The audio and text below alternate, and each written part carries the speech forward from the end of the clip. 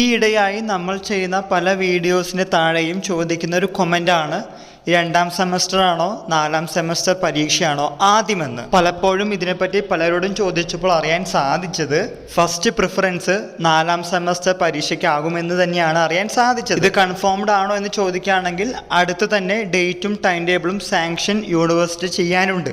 എന്നാൽ മാത്രമേ നമുക്ക് കൺഫർമേഷൻ കൊടുക്കാൻ സാധിക്കുകയുള്ളൂ. Commencement of date and time table അടുത്ത് തന്നെ വരുമെന്നാണ് അറിയാൻ സാധിച്ചത്.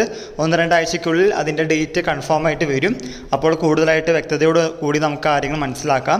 വീണ്ടും ആവർത്തിക്കുന്നു, നാലാം സെമസ്റ്റർ വിദ്യാർത്ഥികൾ കുറച്ചും കൂടി നല്ല രീതിയിൽ പഠിച്ചു തുടങ്ങിയാൽ നല്ല മാർക്ക് സ്കോർ ചെയ്യാം എന്ന് വിചാരിച്ച് രണ്ടാം സെമസ്റ്റർ വിദ്യാർത്ഥികൾ പഠിക്കേണ്ട എന്നല്ല. ചില സമയത്ത് 2-4 സ്വിച്ച് ഓവർ ചെയ്യാറുണ്ട്. ഇത് കാലിക്കറ്റ് യൂണിവേഴ്സിറ്റിയാണ്, അൺപ്രഡിക്റ്റബിൾ ആണ്.